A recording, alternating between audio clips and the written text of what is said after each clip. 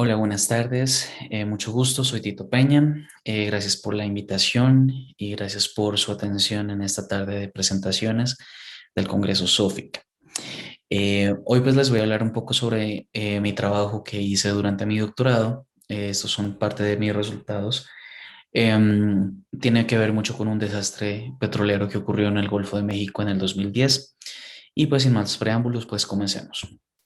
Entonces, por una parte, ubiquémonos que este es el Deepwater Horizon, que fue una máquina extractora que se ubicaba en el norte del Golfo de México, en el Macondo Prospect, en el bloque 252 del cañón del Mississippi. Y pues ocurrió un desastre que llevó al hundimiento y al eh, derrame de petróleo por el daño de las tuberías que conectaban a la plataforma con el fondo del mar. ¿Sí? Este derrame pues duró más de 87 días, fue el más grande que haya sido documentado en aguas abiertas, con 4.9 millones de barriles al menos de petróleo liberado, con muchísimas multas y problemas legales involucrados. Pero también, como muchos autores han mencionado, este es un derrame, este es un cuento de dos derrames, ¿sí? Porque la BP causó una liberación de 1.84 millones de galones de dispersantes en este tiempo. Y la idea fue, pues, o lo que se intentaba en aquel momento era que los dispersantes lograran solubilizar el petróleo y pues de esa manera la biodegradación fuera más rápida. Pero pues ya vamos a ver que esto tiene muchas aristas, ¿no? Para analizarlo. Entonces, pues en el 2015 publicamos un artículo en donde básicamente la adición de dispersantes eh, limitó la degradación de hexadecano y naftaleno, como se observa aquí en la gráfica. Y pues básicamente los tratamientos también incluyó un tratamiento en donde se incluía pues nitrógeno, fósforo y otros nutrientes, porque pues también queríamos ver cómo es esa adición de nitrógeno y nutrientes y cómo esto afecta. Y también es porque el delta del río Mississippi, que es el río más grande de Estados Unidos, pues desemboca muy cerca de ahí, del Macondo 252, con muchísimos nutrientes, ¿no? Entonces queríamos ver qué era lo que ocurría ahí con eso, ¿no? En fin, en cualquier caso, quisimos ver también esto a nivel molecular y ver cómo los organismos, los microorganismos respondían a esto, ¿no? Entonces, en términos del metatranscriptoma, por ejemplo, encontramos que Coelbia, que está indicado con este color verde clarito, fue bastante exitoso en los tratamientos en donde había dispersantes, o dispersantes con petróleo y con los nutrientes.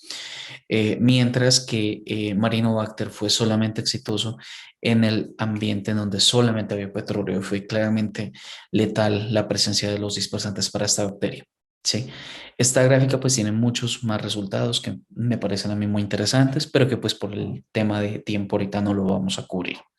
Los resultados estarán publicados muy próximamente en el artículo, entonces pues si tienen más dudas, cualquier comentario, pueden contactarme. Entonces, bueno,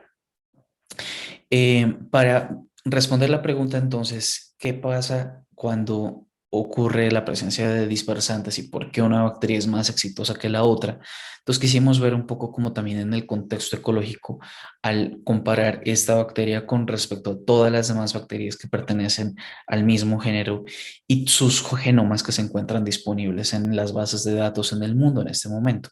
Entonces, por ejemplo, todos los anillos que ven en esta gráfica de color negro que están hacia la parte central son los genomas disponibles ahorita de la bacteria Coelbia, que están con negro, ¿sí? Y aquellos componentes que son similares entre todas las Coelbias disponibles, pues eso se va a conocer como el núcleo del pangenoma o el core pangenome, ¿sí? Y por eso está marcado con ese color gris.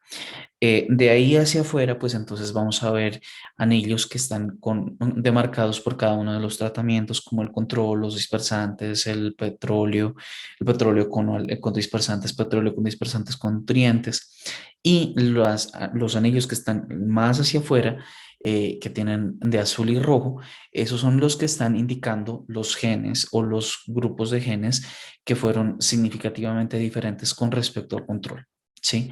Entonces, aquí pues encontramos muchas características que ahorita no voy a cubrir con mucho detalle, pero digamos, lo más importante que puedo decir aquí es que aquellas respuestas que estaban relacionadas con el núcleo, con el core del pangenome, eh, eran características que estaban asociadas con el procesamiento de información de la célula, como por ejemplo traducción, degradación del ARN, replicación, reparación de ADN, ¿no? Entonces, eso. Mientras que la parte accesoria, pues tenía como que unas respuestas bastante ambiguas, bastante amplias. Por ejemplo, tenían degradación de ácidos grasos, pero no en particular como con las reacciones canónicas para la degradación de petróleo y también con muchos receptores, pues para la adquisición de nutrientes o fósforo o hierro que se encuentran en la parte de la superficie de la bacteria. ¿Sí? Al verlo desde todos estos ángulos, pues nosotros consideramos de que Cowelia probablemente es más que nada un oportunista al, a la presencia de estos dispersantes, ¿no?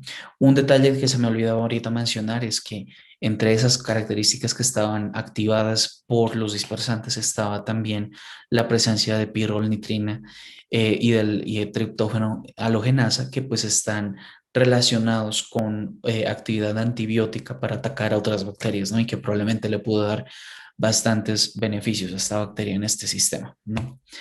Por el contrario, Marinobacter, entonces encontramos que fue una bacteria que la cantidad de genes, clusters que tenían en el núcleo del pangenoma, pues fue mucho menor con respecto a Colwellia, lo cual quiere decir que la parte accesoria fue mucho más importante para sobrevivir ante el petróleo, ¿no? Entonces, eso también nos indica que esta bacteria pues tiene unas respuestas mucho más específicas, menos ambiguas que lo que hace Colwellia, ¿sí?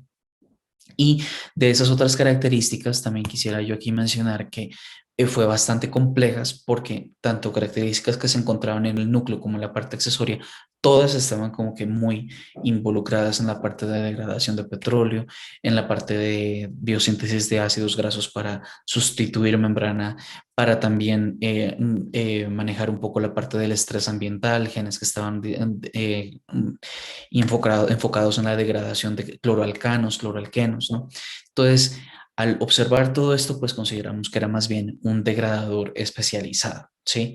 Y entonces, al observar estas dos historias en este gran mapa celular, pues vemos entonces que hay un sistema, un circuito de respuestas que se encuentra muy diferente para una bacteria con la otra, si hay o no hay presencia de dispersantes, ¿no? Entonces, ver esto y ver cómo estas bacterias pues tienen un sistema como que tan específico para dos sistemas completamente diferentes, dos estrés o estrés ambiental de una manera tan distinta, pues uno hace pensar que para las próximas emergencias que puedan ocurrir en el cañón de Macondo y pues en últimas para cualquier otro desastre petrolero como los que se han observado y se siguen observando día a día en muchas partes del mundo, es importante entender la biodiversidad que se encuentra en ese momento y en ese lugar, porque pues estas bacterias pues vienen ya con unas maquinarias que pueden ser muy útiles a la hora de responder ante una emergencia, ¿no? Y que pues a veces más puede ser menos, ¿no? Agregar tantos dispersantes probablemente fue una mala idea en aquel momento, ¿no?